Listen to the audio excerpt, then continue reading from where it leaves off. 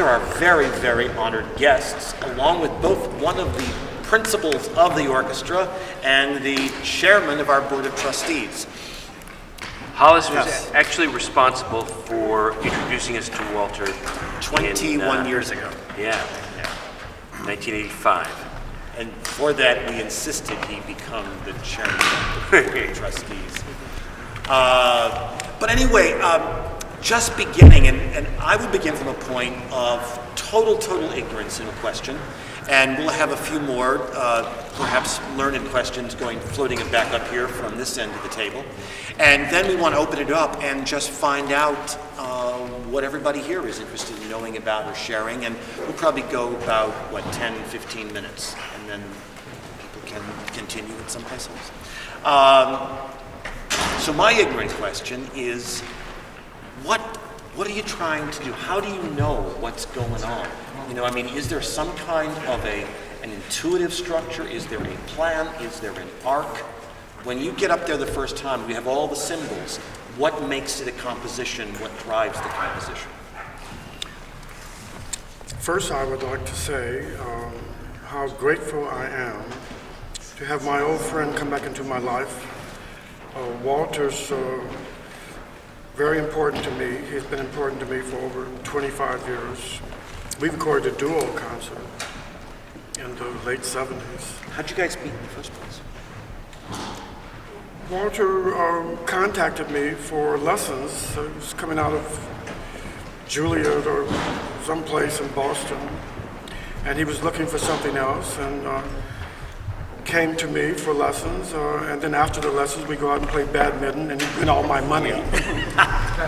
So I decided that a guy who is this advanced, and he's always been such a beautiful man, I was fortunate that this guy came into my life. And then now to come back together after 20-something years and to have this opportunity, I feel really grateful to Walter and to the musicians. But let me get to your question, and first let me give backdrop to your questions. I am especially grateful to have been able to live long enough to move into the third millennium. It seems to me that we are now in a time period of profound transition with hope, and inside of that change, the dynamics of creativity most certainly will be affected. The work of Walter, in my opinion, is a third millennium model. It's a model that is multi-hierarchical. Walter has extended his system to include movement and all of the arts. In my language music system, which I have been working on for over almost 30 years, I've come to a point, things were working, but I couldn't get past this point. Well, Mr. Thompson has defined his work in a way that not only has solved many of the complexities that I found myself dealing with, but he's also opened up another spectra, another 2,000 spectras of fresh possibilities. I feel that Mr. Thompson is a great American master, restructural musician, and visionary. It is an honor for me to be playing with this group of musicians, and to have this guy come back into my life. Well, I met Anthony, some years ago. In the 70s, I was in Boston and Berkeley, and it wasn't really suiting my needs. So I moved to Woodstock, where I had a summer home. My father was a painter, part of the abstract expressionist period. So we had a summer home there, and I could live there for free. So I moved there. The Creative Music School was there. Carl Berger, Don Cherry, Ornette Coleman started the school back in the 70s. And then I heard Anthony was moving there. But a year before that, I had discovered Anthony's music. And right away, I felt that it was something very, an influence is just, meeting someone who already has something else inside that you have. That's why you're interested. So I was interested in his music. I contacted him. Will you please teach me? And he said no. So I convinced him to teach me. And I studied woodwinds and composition with Anthony. And he's a virtuoso saxophonist, and he's a master composer. And Which is true. And the question of, like, what is it that, how do we prepare for this? We worked all week, several hours every day. We traded, this is a collaboration. I learned about language musics. Anthony learned about sound painting. We've been every afternoon eating lunch in the same place, discovering how much we have in common, how many things about language musics are very similar to sound painting. Maybe they're done a different way, whether they're on paper, whether they're in signals, or whatever they are. There's so many concepts that are similar. And so when we came to put this piece together, we started right away with a lot of understanding. We already knew about, all kinds of structures that we had between us that were there. So we worked with the ensemble. This ensemble, it's the Walter Thompson Orchestra. They've been together 20-something years. We were lucky to be funded by the New York State Council on the Arts, and they know sound painting cold, well over several hundred gestures. There's over 1,000 gestures in the language. So this is a very easy group to work with sound painting, and the perfect group to bring this collaboration to. So we just, every day, it's like a cook a good cook puts everything out on the table, and he or she can look at 20 or 30 different things and say, all right, I can make 20 dishes with that, and another 5 dishes with that. So we have all the parts, but we don't have any idea what we're going to do when we get up there. Not the least bit, and we spoke about the X factor, and that was what we were trying to develop, the X factor. Not ever knowing what to do, but knowing that we could do it when it came at us. As long as we had enough there to work with. And so that all week we prepared to do that. So tonight, what was the impulse for the first thing you did in part 1 and part 2? What got them started? Well, when in sound painting, the way it works is it's straight up a language with a syntax. I'm very simple things. I'm looking and said, whole group, long tone, pianissimo, play. Right? Just something very simple. So they choose a long tone, they play it, it doesn't move. So I offer a gesture, they offer a response, and then I compose with that response. There are over 1,000 gestures, so I can throw out anything, and they give something back. So we really have no idea. There was no speaking or discussing what are we going to do first? Out goes the sign, back comes, impose, and then compose. Impose with the sign, compose with the results. And there's another way to look at this as well, and I completely relate to what Walter is saying. It would also be possible to look at our project as a demonstration of fields of signals, a multi-hierarchical action space with scannings of parameters that activate different strategies. More and more, in my opinion, the future is going to call for a multi-hierarchical thought unit that transcends everything coming in from one person, from the conductor, and everyone is interpreting, but rather an action space environment where the signals are coming from different parts. This destroys that breakdown. And also, this way of thinking about structural forming is akin to the new things of this time period, the new possibilities of this time period. Whether we're talking of CNN with the news mappings, bringing in pictures, taking out pictures, bringing in this with the ticker tape on the line, we've come to a point where there can be multiple focuses and energies taking place in space.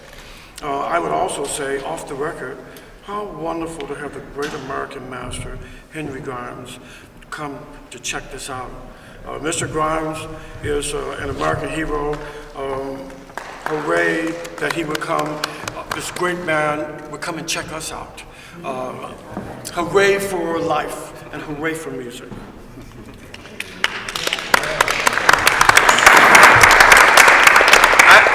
I have a question. From the little bit of sound painting that I've done with you, Walter, it strikes me that it's an improvised conversation between everybody in the room. That the performers and the conductor are conversing. Now, when you and Anthony are both conducting, what's that conversation like? I mean, in my mind, I wonder, for example, if a gesture gets made and the other conductor says, no, that's not where I want it to go at all. I want it to go over here.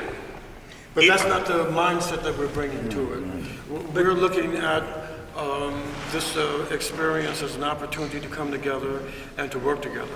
What you have described is an opposition, but in fact, anything that happens is right. Anything that happens actualizes the space and is the space. And so it's not so much a question of, Walter's done that, and that's not right for where I want to go, but rather, where's he going with that? Because he wouldn't do it unless there was something that meant something to him to establish something. So what is it? Can I add to it? Or can I contrast it? Wait a minute, let me see what he wants to do with it. Or we might have time space of multiple action signals at the same time as in a cross field to see what would happen. We are dedicated to the proposition that we're not interested so much in 1 + 1 = 2 as much as 1 + 1 = 3, with that X factor as the third component. And so we're looking for a surprise in whatever direction it can come, with the understanding being that whatever the next time cycle is going to be, it's not going to be ABA playing a theme and then variations on the theme. Not that it can't be used, but the state of formal thinking in this time period calls for looking for different ways to put things together. And part of the beauty of this experience for me already, I mean, just the rehearsals, has just accented the fact that we are at a fresh period in time, and there's a family all over the planet who are connected into this, who understand what this is. Just as in the 1920s, when W.E.B. Du Bois found himself surprised with the antebellum forces recalibrating the information, we're moving into that kind of time space again. And as such, it is important for me that we do the best work we can do in this opportunistic, complex time period. The understanding being, when times are good, the music flourishes. But when times are bad, the music really flourishes. I think the other thing from a player's perspective is that in the traditional kind of format with a conductor and an ensemble, there is this, as Walter calls it, the imposition and then the response. But here there's also very much a lateral factor too, where there's a conversation among the participants in the orchestra. And when you see the two conductors up, and there were three at one point, in certain cases we have choices of who we follow. And so sometimes we do, sometimes we don't. But it calls upon players to be much more open, and you lose the typical ways that you perform in a usual ensemble. Because normally you're accompanying somebody, particularly since I'm a drummer in the rhythm section. So you're playing time behind somebody you're accompanying. That's fine, but that most of the time is not what this is. So it calls upon also you to look at your instrument, whether that's your voice or a drum set, woodwinds, brass, in a very different way, because you're not using it in a traditional way. You may, but you're asked to think much more broadly than that. Not only the technique you bring to your instrument, but also how you use that as you're composing, not only with the sound painters, but with the other co-composers in the group. So it does create this kind of matrix vertically of back and forth and responding, but then, like in all kinds of improvisation, you're also responding to what the other musicians are doing. And so these cells are created, and then sometimes those cells are then used by Anthony and Walter to move the composition ahead. And then sometimes, as you heard, they become these static pieces which are the framework for other things. So it's a continual kind of flowing river with eddies, and sometimes it goes straight ahead, it's very predictable, and then other times it swirls around the rocks and goes back on each other. And that's that kind of X factor. We are all proceeding, and we all, during our rehearsals, looked at the possibilities of the pieces, and sometimes with Anthony's music we would take elements out of those, which you saw Walter using this gesture, which is for a palette, meaning taking some written material. So then we used that, but we didn't start at the beginning, or we did on one, but we never played one of Anthony's compositions all the way through. We took elements of that and extracted it, and then began to manipulate that. So it's very much a challenge playing in this context, because you can't just lay back and say, okay, well, I'm playing drums and I'm accompanying whoever the soloist is. You have to pay attention not only to all of the other musicians and what they're doing, but also the conductors, because at any time, you can't just coast. You have to have your attention in many different places. And it's also that, Terry, you brought up conversation. When you learn a language, anybody here that I don't know, we can start a conversation and we can speak with each other because we both know the same language. It's not like we sent each other a script before we got there, And this is what live composing is about. You know the language, I know the language. The difference is I'm throwing out gestures and they're giving back either sound or movement. But they're fluent with this language. They're fluent now with what we've been working on all week. So that's how it works in live composition. I say something with signs, they say something back with sound and movement. And then it's my turn to say something else if I want to, or let them talk for a while. Is there any sense that there's always a development? If you think like the difference between conversation and talking to me, is it a conversation built and develops while talking can just do this for hours? Yeah, certainly we're bringing something else to it. We are composing. We've been using the word conductor, which I actually don't use for myself at all, and I call myself a live composer. I'm a conductor when I bring my hands like this, but I'm not a conductor, I'm a composer. And so I'm up there composing, and I use signs, or I'm using notated material from Anthony. And I would also say, when I think about real-time encounter action space signals, logics, it is important for us to also include the great American master Butch Morris. Right. Walter and I talked yesterday about Butch, how his work is important and also gives insight into this new way of modeling. Talking with Walter in the past couple of days, I'm learning about new ensembles coming together in France and in different parts of the planet. How wonderful, a new generation is coming to bat, and they're not afraid of open improvisation in the House of the Circle. They're not afraid of composition. In the House of the Rectangle, fresh possibilities to work with dancers, actors, and actresses. Suddenly, it's starting to get exciting again. We need to remember that if the subject is, for instance, trans-European progressionism, Mozart would show up at the gig, half of the composition wasn't finished, so he'd improvise it and go back and write some of it out. The early masters were composers, but they were improvisers and they were theorists. And so we're trying to, in a strange kind of way, get back to the fundamental components, which is, in my opinion, having that postulation, that vibration going out on the three planes. And as such, in the model that I've been working on, that I refer to as a tricentric thought unit, I'm seeking to be a part of the new holism, a holism that unifies components. And so questions of development or lines of development are relevant, but in fact I think of a multi-dimensional action space with events happening in different ways, and in that House of the Circle we can set parameters and set logics into place for the new friendly experiencer of the third millennium. And so having a chance to work with this guy has challenged me on every level, and I will be thinking and learning from Walter Thompson for at least 75 more years. Walter, I've got 75 more years, please. We do.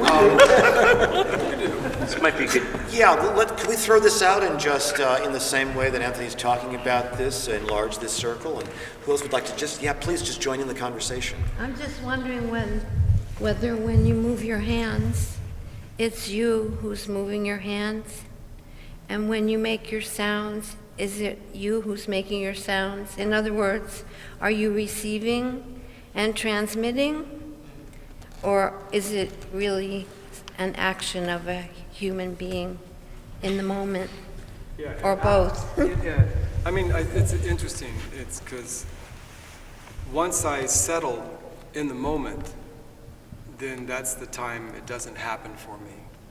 If I'm not out here, you know, it's that feeling like, I'm sure everybody's driven a car, if you drive a car, and then all of a sudden you're frightened because you realize you haven't paid attention for the last 5 minutes, but you're still on the road, you know? And for me, that's the state of mind that I need to be in when I'm composing live. I'm out here somewhere. I don't know it. We were speaking about this just at the place we've been eating lunch every day, and I have serious jet lag too, by the way. I'm coming from Sweden, so. But this notion of once you acknowledge the moment, you're lost. You know, it's this idea of staying out in front. So I have absolutely no idea what's going on, and when I'm done, I don't remember the piece. And when I do remember the piece, it's only because it's safe. And when it's safe, sometimes I used to think I'd have a piece, I go, wow, that piece was happening. That was a really great piece. And then the next night I'd have a piece, and they both were recorded, and I would think, well, that piece, I don't remember anything about it, so it must not be very good. It was the one that I don't remember anything about that's always good. So I think maybe that answers your question. I really don't know where I'm at the time I'm doing it. I am not conscious, really. It's like I'm out here somewhere, and that's when I'm doing my best composing. When you're using words and text in the vocals, was that also prepared text as if it were one of Anthony's compositions, or was it improvised? Well, it seems like it wasn't, because many people were saying the same things at the same time. It was interesting working. I work with actors all the time, and working and trying to bring something about the notation, thinking about what it was, and then so I just simply wrote out some instructions, what we call a palette, gave it to the actors and said, okay, we want it to center around this. It's working with something that's called word salad, which means actually don't try to make any sense, you know, be nonsensical, tangential.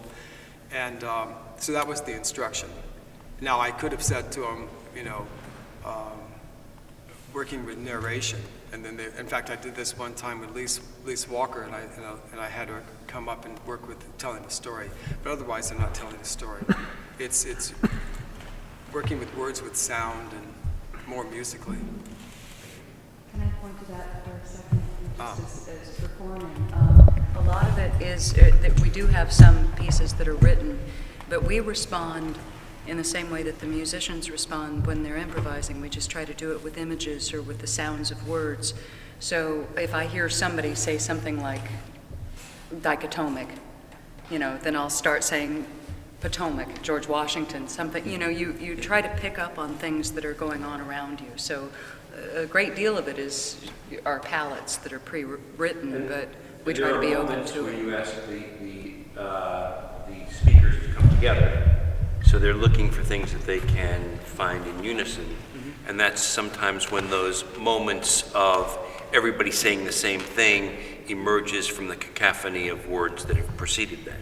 Yeah, they're doing that, and I do what's called an anaphora, and I anaphora them in a loop, and I anaphora them in a loop, and I anaphora them in a loop, and I anaphora them in a loop, and I do this, and then the whole next thing, everybody's going, and I anaphora them in a loop, and I anaphora them in a loop. So this means to synchronize. There is real precision in Walter Thompson's system.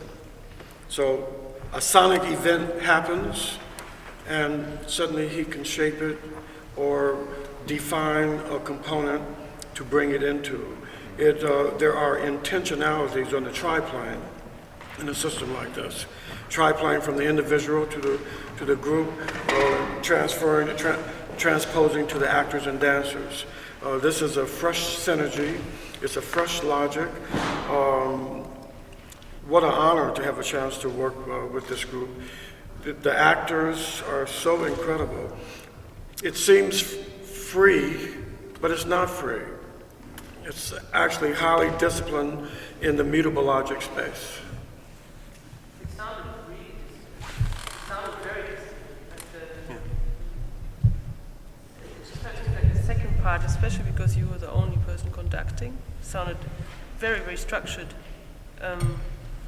in relation to the first part, which made me wonder in the second part if more was written out, or if it was just that the fact that you were the only person. Same idea, same thing, it was nothing.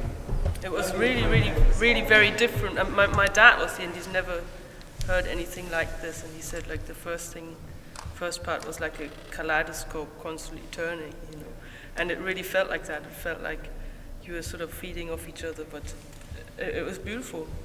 Both parts were very beautiful, but very, very different to me. Thank you, because that's the challenge. Yeah. With the hope that in the future you'll be coming and playing with us too, because I'm very excited by what I've been reading about your work. If you think about it, there was an additional number of actors in the second part, so it was like the instrumentation had changed. So you had different things that you were playing with, which gave it a different... And working with movement. Tomorrow night the banjos come in. Right, Yeah. 20 banjos. And we're using different, what I would call imprint compositions inside of each set. And so we come into the set with a parameter of elements and materials that if we do our job, should lend itself towards making something unique, sonic, geometrically, unique in terms of interaction dynamics. And of course, we're looking for a surprise. Suddenly, if a surprise enters into the space, if Walter recognizes it, then I'll get out of the way, or if we both recognize it at the same time and make a vibrational decision to go at it together, it happens. We are in a different formal space on top of everything else. It's, for me, so exciting. Three-dimensional events taking place in the action space. This quality, in my opinion, is a third millennial quality that will continue to expand, I feel. Anthony, a number of years ago, you were known for creating absolute solo albums.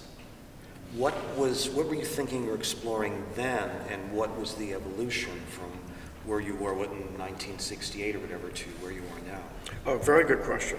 The language music system is the DNA of my musical model.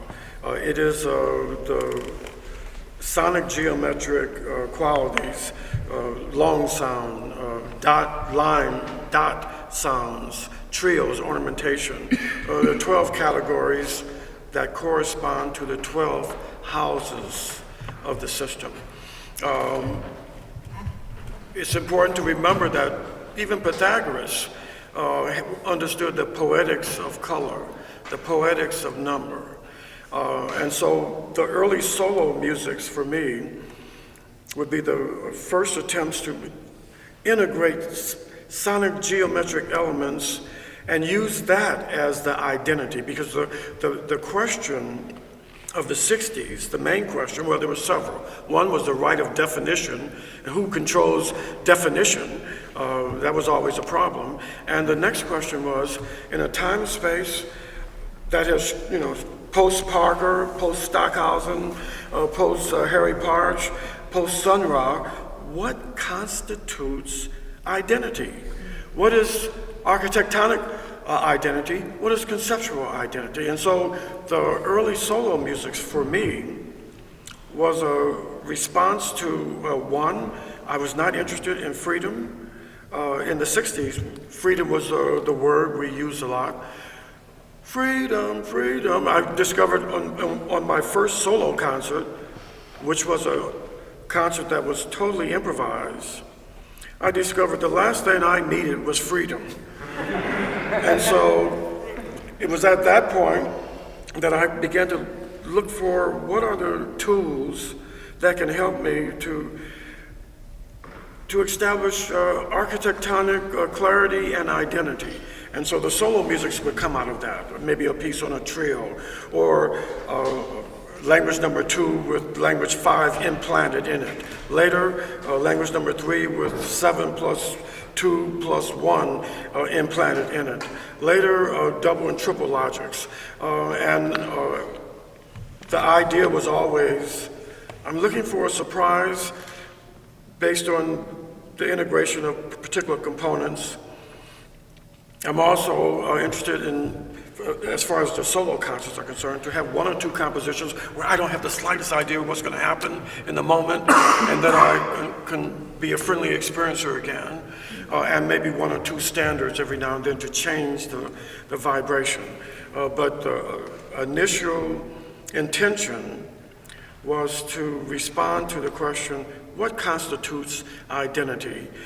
From a global trans-idiomatic perspective that's not rooted in jazz, that's not serialistic, but at the same time respects what has been developed. That is to say, I wanted to build a model not based on rejection, but based on affirmation of all what has come before.